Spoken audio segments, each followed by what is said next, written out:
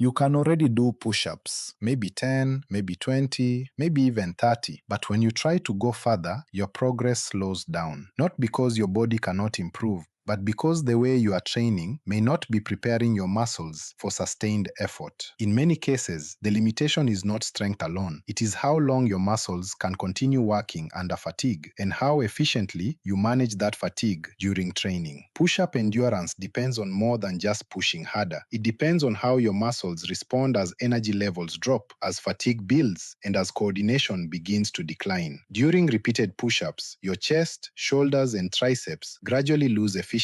Energy stores reduce, metabolic byproducts accumulate, and fewer muscle fibers can be recruited effectively. This is why progress often feels inconsistent. One practical way to train this system is by using a method called mechanical drop sets. This approach allows you to continue working even as fatigue increases by adjusting the difficulty of the movement. If you value this type of clear, structured explanation you can apply at home, consider subscribing, because understanding how your body responds to training can make your progress more consistent over time. Instead of stopping when a movement becomes too difficult, you shift into a slightly easier variation. This allows you to extend the total time your muscles are working without forcing poor form. Over time, this can support improvements in muscular endurance and fatigue resistance. Now we move into the practical execution. We will use a 4-step push-up ladder. Each step reduces the load slightly, allowing you to continue performing controlled repetitions as fatigue builds. Before starting, position your body with intention. Keep your core engaged, your spine neutral, and your neck aligned with your torso. Avoid rushing through repetitions. Control is more important than speed. As you begin applying this method in your own routine, consider subscribing if you are building a structured approach to training rather than relying on random workouts. Consistency becomes easier when your method is clear. Start with the first variation. Place your feet on an elevated surface, such as a chair or bench. Your hands remain on the floor, slightly wider than shoulder width. From this position, maintain a straight line from your shoulders to your heels. Lower your body slowly, allowing your chest to move toward the floor under control. Avoid collapsing at the bottom. As you press upward, exhale gently and keep your core engaged to prevent your hips from dropping. Continue this movement until you feel strong fatigue, not complete exhaustion, but a clear reduction in control or speed. When that point approaches, transition immediately to the next step. Bring your feet down to the floor for standard push-ups. Keep your hands planted and maintain a neutral spine. Your elbows should remain slightly tucked rather than flaring outward. Lower with control and press upward while maintaining steady breathing. At this stage, your muscles are already fatigued, which is expected. Focus on maintaining proper alignment rather than increasing speed. Continue until your repetitions begin to slow significantly or your form starts to change. Then move into the third step.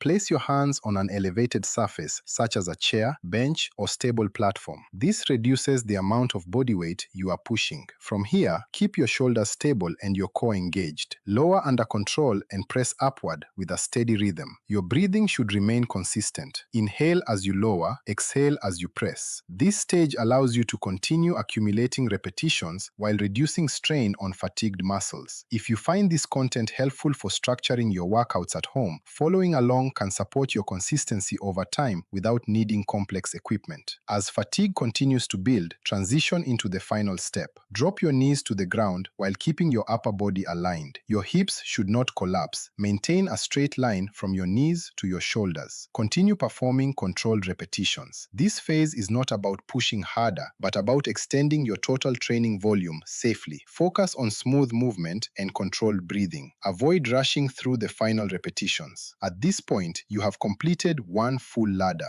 Rest for approximately 2 to 3 minutes before repeating the sequence. For most beginners, 2 to 3 full ladder rounds are sufficient. This can be performed 3 to 4 times per week, with at least one rest day between sessions.